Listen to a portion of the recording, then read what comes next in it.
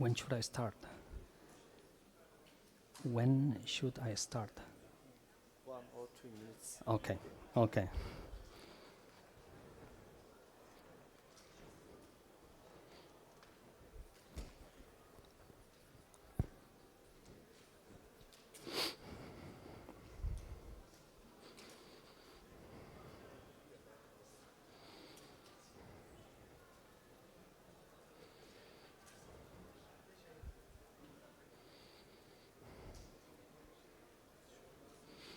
Yep.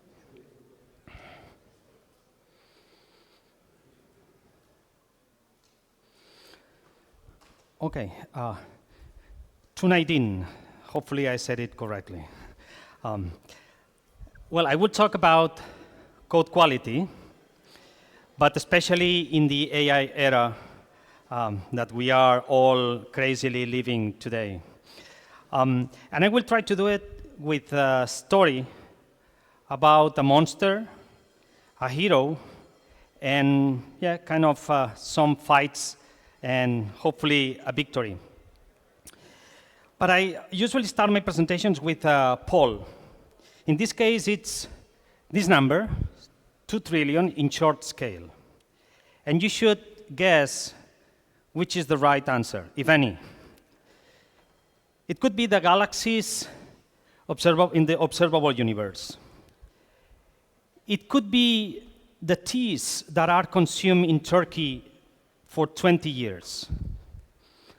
It could be the pages indexed by Google.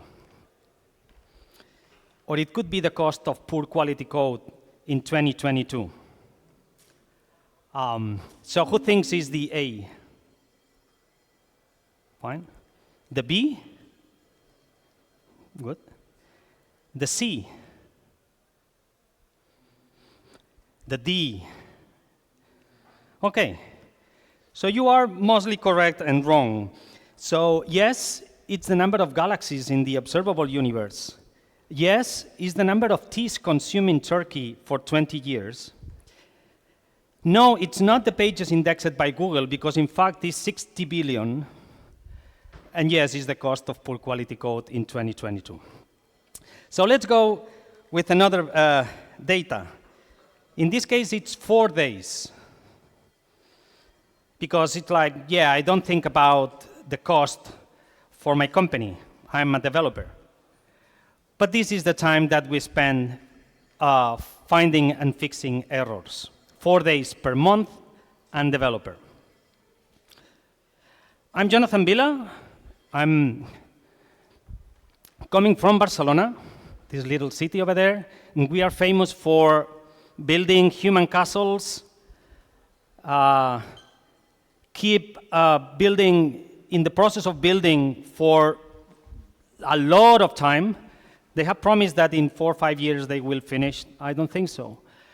We are also famous for having nice beaches and also for having the Mobile World Congress in Barcelona. But we are also famous for other things. Right. We are also famous for having Arda Turan in the Barcelona football team. For a big win that we had. It is an amazing one. Is there anybody here a fan of Real Madrid? Doris over there. But we also are famous for having Turkish in our Spanish league. Well, obviously for Arda, I used his Turkish t-shirt for obvious reasons. I've been developer for a lot of time. And I'm also Java champion since 2020, and one of the leaders of the Barcelona Java community, and also co-founder of JBCN Conf or DevBCN, that it is a conference in Barcelona for around 1,000 attendees that we host every year. So next 8th of July, we will have our conference for 3 days. I've been developer using several languages, from Pascal, obviously, Basic with my Amstrad. That was my first computer, and this is the last one, this MacBook Pro. I've been using Java, Python, Go, but I would say that one of the languages that impacted me the most was Delphi. Has anyone used Delphi? Okay. I thought it was dead. But apparently what it was dead was the developer, because I received a job opportunity some time ago, so I assumed that somebody died or got retired on Delphi. But now I work as a developer advocate for Sonar. Anybody here doesn't know who Sonar is? Perfect. For the three of you, the next slide. For the rest, you are SonarQube users? No, Sonar Cloud. Sonar Cloud, that's even better. Yes, it is. So Sonar is the company behind SonarQube. It's a static analysis tool that it's free in the three editions. So SonarQube in the IDE, it's a linter that covers more than 30 languages. SonarQube server that you can run with Docker run easily, the community edition. And also SonarQube Cloud, that everything is in the cloud. And it's free for open source projects and also for small teams and projects. If you have projects under 50,000 lines of code, you can use Sonar Cloud for free. If you want to know more, just ping me or go to the website. And now we have even AI included in our offering, and we offer AI code fixes. So we can use AI in order to create fixes for your issues. And also, we recently bought 2 different companies in order to cover SCA, so software composition analysis, and so we are checking your dependencies for vulnerabilities, and we also generate SBOMs for you. This is the QR for the slides if you want to follow them during the presentation, and if not, offline, you can follow them. And the agenda is a basic one. First, I will introduce what it is poor quality code, in order to be aligned in which is the definition. Then I will show and remind you which are the developer tasks that you do every day. Who is a developer most of the time, or works as a developer most of the time? And Java? Any other language that it is not Java? Okay. I will talk about generative AI, and hopefully I will convince you of something. Can you rely on the code generated by AI? Spoiler, no. Then I will show you most detected issues from the Sonar telemetry. So we have several tools that are collecting telemetry, and we'll show you which are the issues that we are detecting for most of the projects out there. Maybe you will be shocked for one or two issues that we detect. Then interesting hints for Java developers in general, and also interesting hints for specific Java versions that you should have in mind. And tools and methodology that you should follow in order to do a good, or to have high quality code. So I will introduce which is the monster, this Hydra monster. It's a project that it is hard to read. And the problem with this is that basically we are only investing or using 10% of our time writing code. So 90% of the time is reading others' code. Well, even our code, weeks later. We spend a lot of time finding and fixing bugs. This project is messy, so every time that we touch something, we are breaking also something. And it's vulnerable because we are not using the latest libraries versions, or we are using code that can be hacked somehow. It's coupled, so it's very difficult to refactor, to clean the code. And it's inefficient because we are not using latest features or the best approach to get a solution for a specific problem. Just only in 2023, there were 28,000 CVEs reported. So security and vulnerabilities is a very serious thing. But in this story, we have a hero. And guess what? The hero is you. So you are the hero that can kill the monster. This hero usually creates new features. That's why we are paid for.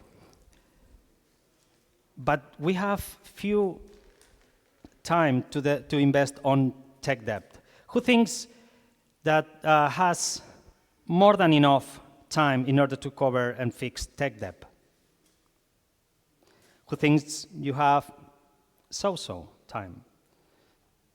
Who thinks you don't have enough time to cover tech debt? I don't have any tech debt. That's a good point. That's a good point. So we are fixing bugs too. We review code, especially if you are introducing AI. What you are doing, the first thing that you are doing when you are using code generated by AI is to introduce a new reviewer in the pipeline, that it is you. It's you who should review the code. Because guess what? If you go and say and execute git blame, who you think is going to be shown as the owner of that change? I haven't seen Copilot in the git blame. It is your name, the one that appears in the change. So also what we do is we rant about old code, just up to the minute when we do git blame, and it was us who introduced that code 2 months ago. And we learn. And as I'm very passionate about community, I will do a kind of a break here of the presentation to talk about community. It's very important that you are here. Just think about how many people in your company are here. So you are special. Not everyone goes to conferences and meetups. Who goes to meetups regularly? And what happens with the rest? You should go to meetups, to conferences like this. I have to say that it is the best thing that has happened to me in my professional life. My professional life changed dramatically from the very beginning when I started joining a community. But it's that the Java user group in Istanbul, it's having 12,000 members and doing more than 180 events. So that's a lot. And for those that are not joining them, you are losing a lot. But not only them. If you go to meetup.com, you have 144 tech groups just only in Istanbul. Only in Istanbul. So attend meetups. Go to meetups regularly. And if they are not on the topic that you are working, the better. Today I met one guy that he works with C and C++ and C#, and he's here. Just not because he's using Java, but just because he wants to use Java. So, very special one. So, let's continue with the presentation. Let's talk about the helper. Nowadays, we have a helper. It's called AI. And the thing about AI, well, we have several flavors. We have several IDEs, several plugins that we can use. But the thing is that in 2027, around 70% of the code will be generated by AI. So it's a serious thing. But the point with this slide is only the 40% of the suggestions are accepted for the developers. So every 60% of the time that Copilot is suggesting something, we are rejecting it. Yes, it can increase our speed by 55%. We should also consider how much time do we invest on fixing the issues and trying to understand what AI has generated. Also, another point is that juniors are using AI 20% more than seniors. We should consider that in our teams. Is it because they are using simple or easier things, or because they are more connected to AI trend? Definitely, we need to think about it because they don't have the seniority and experience in order to know if the AI has generated the best code possible. Even GitHub Copilot says, make sure to verify any suggestions, any generated code. It's important to verify the code. Don't commit the code right after the assistant has generated, because from a report, we see that only 29% of the time, in this case Copilot, is correct. So it's about 71% of the time, it's partially or completely wrong. Definitely, we need to think about what we are using. It's a tool, and we need to handle it with care. Considering the issues that AI is introducing, well, for hard tasks, around 70% of the code contains issues. For simple ones, it's a bit better. It's around half of the lines of code contain issues. So definitely, it's a problem. Which are the maintainable issues most common? Well, we have multiple variable declarations. Well, you can read them all, but it's reassigning parameters. What can happen with that? And path complexity, because we are, well, it is generating too much complexity in our code. But these are maintainable, but these are errors, basically errors. Illegal index, null references, undefined variables, division by 0. So these are compilation and runtime errors produced by the most produced ones by AI.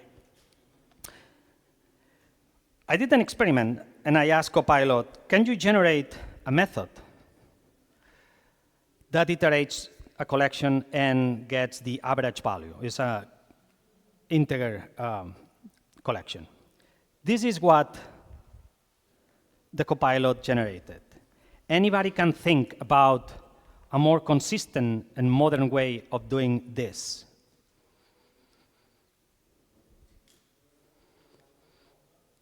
Say again? Streams? OK.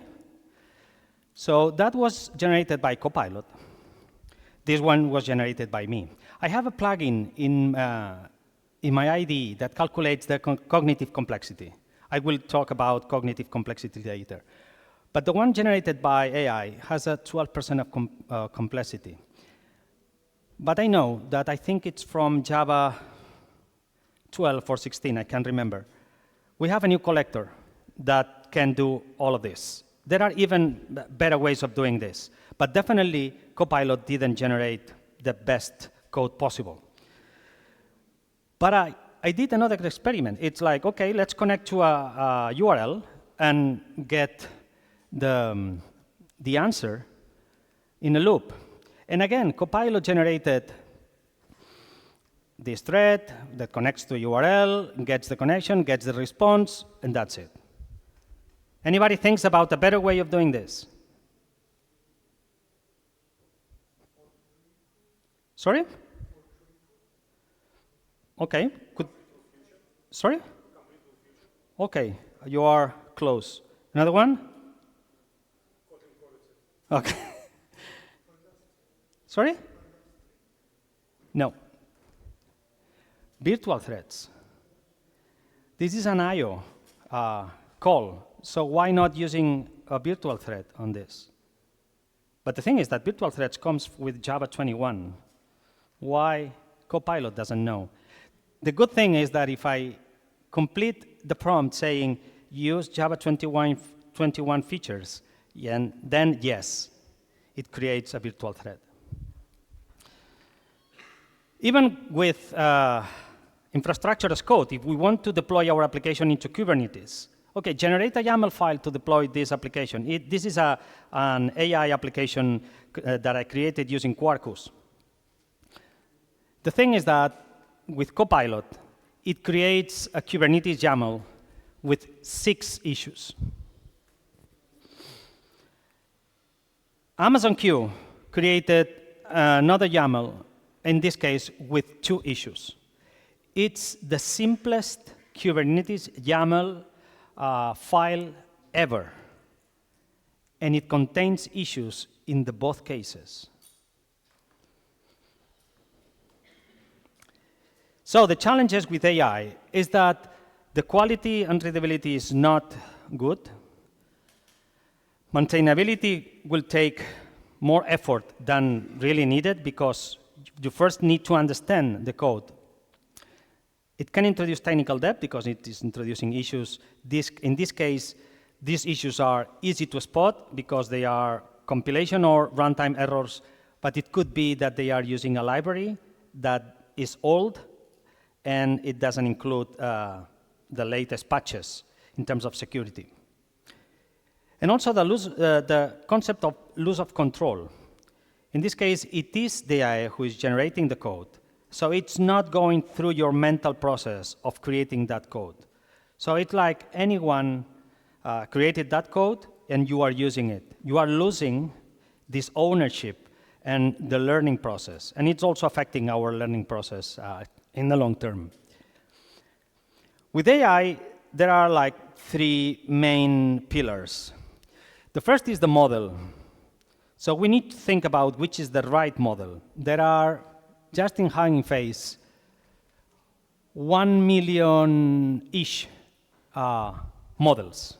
So it's not about using the latest ChatGPT model or Claude. There are lots of them. It's also about context. So when we are prompting, we need to give the AI the right prompt about our code base, about our issues in Jira, about documentation, in order to create the right code. For instance, in VS Code, well, in IntelliJ is the same, but you can define the behavior for your assistant. In this case, with Copilot, you can define a file saying, use the latest Java features, this is the link for the best practices in Java, in Quarkus, and so on, and this will be included every time in your context. So you don't need to specify that. So the Copilot assistant, in this case, will produce the best code according to those guidelines that you have given to him. And also tooling, in this case, MCP servers. There is a page that is called Awesome MCP Servers. You have lots of them, and it's easy to just simply say to Copilot, implement the issue number 1. And this get issue is a tool coming from the GitHub MCP server. So it will connect to GitHub. It will take the information about the issue number 1, and it will consider that as the prompt in order to create the code. But now there's a new guy in the blog.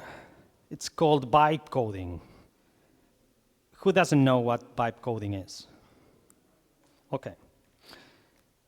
So vibe coding is like being super happy and touching a lot of keys like these people, plus magic. So you have something that runs after some minutes of just vibing. The definition is from Andddd is where you fully give in to the vibes and forget that the code even exists. So it's like prompting, and the AI will generate the code. Basically, it's in his case was using Cursor, but it's using an agentic IDE with the models and the context and the tooling that I already explained. But the thing is, there is a topic in Reddit saying, hey, this movement is considered harmful. A lot of answers there. But it's like putting code. It is running, but you don't know why at all. So you haven't touched a line of code. And there's a lot of companies waiting just to offer their services in order to fix all these issues. This guy is charging $1,000 an hour to fix your coded code. So I would say stop using vibe coding. Use AI to assist you, to help you, but that's it. You need to be the owner, mentally and physically, of the code that you are introducing, reviewing it, and knowing exactly what it is doing. So how to deal with AI is basically a beginner. So you don't expect production-ready code from a beginner. You expect code that you need to review and eventually even tweak or modify or improve. It can work as a starting point, definitely. It helps a lot to fight this blank page syndrome. So it's perfect for that. But constantly, you need to review that code. Constantly. There are lots of things that can go wrong with that code. Let's go to the report that we have from our telemetry. It's 1,800 million issues that we have collected. Basically, the one that happens the most is the cognitive complexity too high. It's super hard to read the methods. Unused code, there's a lot of unused code. Variables, function parameters, private fields or methods, imports, commented out code, and you never know if that commented out code should be removed or should be implemented. A lot of to-do tags in our code. There's an example of Apache Camel project that has a to-do with more than 10 years. So I assume one day someone will eventually either remove that to-do or implement it. But that's not the way of handling things. Code comments are not issue trackers, basically. In Java, we are usually allowed collections without specifying the type. And eventually, we will run runtime errors. String literals duplicated. So every time that we want to refactor, we need to touch a lot of things instead of using constants, for instance. And generic exceptions thrown instead of specific exceptions that can handle our issues. And the famous one, it's a reference to null that it's eventually going to happen with a beautiful null pointer stack trace. But we also have security issues. The first one is secure passwords should be used. We are using unsecure passwords, and we should change the algorithm to create those passwords. We are suffering from a script injection in our XML parsers, or cross-site scripting, and credentials hard-coded. A lot of projects have credentials hard-coded. Who has a project with credentials hard-coded? Yeah, it's recorded, but me, it's not you who is recorded. Okay, who will say, I've never had a project with with credentials hard-coded? Okay, that was the answer that I was expecting. Okay, and also we have IO function calls vulnerable. That means we are using parameters from the user that it is making the application to navigate to the path. And in that case, an attacker can just simply do a path injection, making the application go to a place where you are not expecting. So let's talk about hints, recommendations that I give. First, do not use string concatenation. In this case, we are concatenating strings in order to create queries to the database, and we are going to suffer from SQL injection. Instead of that, use parameter injection. It's easy, and you are protecting your application against SQL injection. HTTP request redirections. In this case, we are using a value, a parameter from the user, in order to redirect the application. Okay. If you are doing that, you should have a list of allowed destinations. Don't count on the front end in order to cover your security issues. Your backend application should be free of those issues. In this case, persistent entities. Who is using an ORM, like Hibernate or others? OK. If you are also using a Spring, you can even create an entity, and with a special annotation, that entity becomes the DTO for your whole application and also a REST endpoint. what can happen with that? So the problem is that entities are, well, we removed that word, but are database entities. That means they are a representation of the data that you have. But that doesn't mean they are a representation of the information that the client needs. So you should have a representation of your database and a representation of the information that the client of the API needs. Then what you do is a mapping between those objects. So using DTOs everywhere. Because if not, you are going to accept entities with fields populated that you are not expecting, then you need to sanitize them, and if not, you are going to suffer from unexpected results. Also, you cannot escalate or evolve your database differently from the REST endpoint. And definitely, those are two different worlds, not the same one.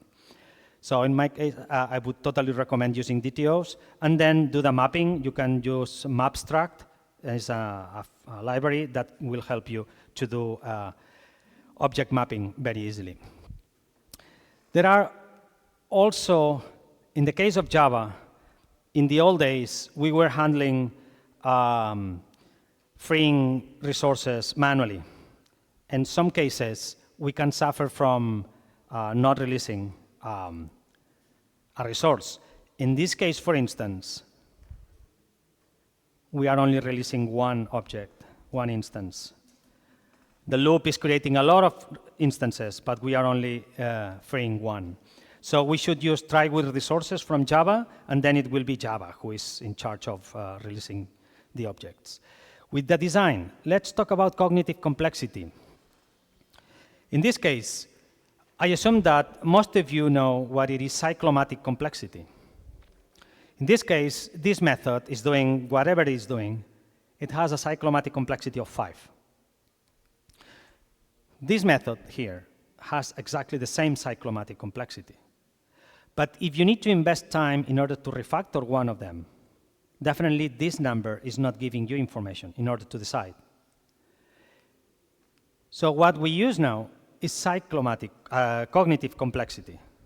In this case, we are calculating the complexity in a different way, considering breaks and indentation.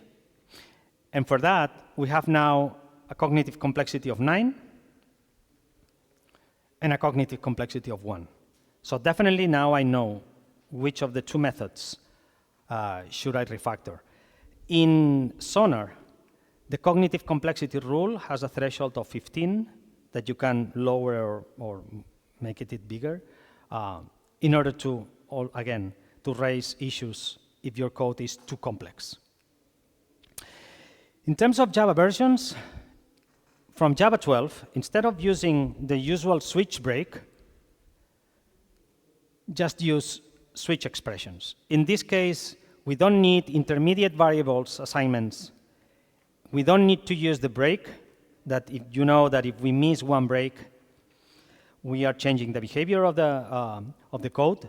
In this case, it's way more clear, and we don't even have intermediate assignments.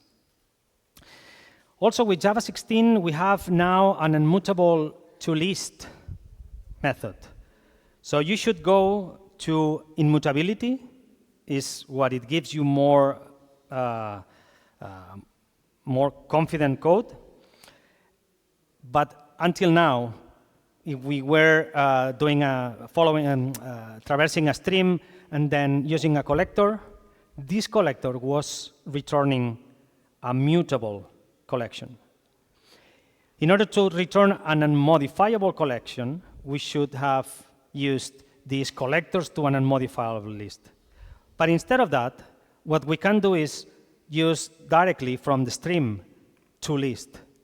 In this case, the toList is going to return an unmodifiable collection, that it is what we want. Also, we still have the option of returning a mutable collection with a classical way. Records should be used from Java 16. Instead of having data entities, objects with a lot of verbosity and boilerplate code, now we have the the records that are final, and they provide all the accessors for the fields. Obviously, they don't provide mutators because it's final, it's immutable. It's the best way of doing things using records instead of using classes. With Java 21, they introduced virtual threads, but you can run the risk of using virtual threads for everything. And that's not the point. So for operations that are synchronized or they are not using I/O calls, there's no point on using virtual threads. So instead of that, just use platform threads as always. Depending on the usage, you should use one thing or another. In this case, we have, from Java 21, we have the guardrails for switches. So in this case, we have a switch, a case on the type, and then another condition. This makes the code more verbose and harder to follow. Instead of that, we can use the case and the when in the same line. And then we are combining the two things in the same line. It's easier, and it's the consistent way of doing it, suggested by Java. So let's talk about tooling. We are going to talk about the static analyzers. So the static analyzers will start from the code in your IDE, but also are connected to the CI/CD pipeline. Who is using a linter in the IDE? And the rest are not using a linter. Why you are not using a linter? Sorry? You are using a linter? Somebody that is not using a linter and can explain why. You should use a linter, always. Most of them are free, and this will save you a lot of time. And I always say the same. Our IDEs are like Las Vegas. What happens in Las Vegas stays in Las Vegas. What happens in your IDE stays in your IDE. There's no point on creating code, committing, and expecting that Sonar, when you create the pull request, will complain, and all of your team colleagues will know about your simple things. Just fix them before doing the commit. So using Sonar or any other tool in your IDE that will help you in order to commit good code. That's the best thing. And then connecting the CI/CD with a tool in order to prevent bad code to be merged. We are going to cover bugs, vulnerabilities, but also best practices. Linters are also covering best practices. For instance, in Sonar, we have some rules covering Spring, or even Java 21. So Micronaut. There are several rules that are going to help you in order to introduce, to follow best practices. How the static analyzers work? They can use source code or bytecode. Mostly, they use source code. They create the abstract syntax tree, and they have different plugins or processes in order to detect different situations. So for some cases, it's just a regular expression that will check that your method has a name with less than 2 characters. But in other cases, in order to detect if you are going to experience a null pointer exception, they need to follow the code in order to detect when that variable was declared and if it's been instantiated in all of the branches. So there are different complexities. And with this, they are going to create and detect the issues. And basically, the abstract source tree is creating all the elements and types in your code, and then they will traverse that AST. There are several libraries that will help you in order to traverse the AST. With the linters, it's important that they are going to detect the issue and that they are going to warn you about the issue in the code. But also, it's important that they will give you the information about fixing that issue. So it's super important that you follow that, not just that you fix the issue, that you learn about those issues. With the CI/CD, you are going to have a quality gate that regarding different configurations is going to break or allow the build to be merged. In terms of methodology, I'm finishing. Code has also a magic thing, that code dies.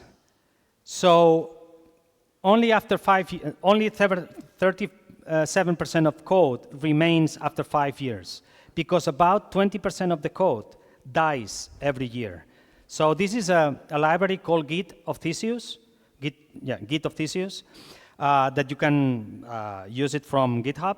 And if you connect this library to your project, it will give you a chart like this one. And you see that the code introduced in 2010 doesn't exist in 2022.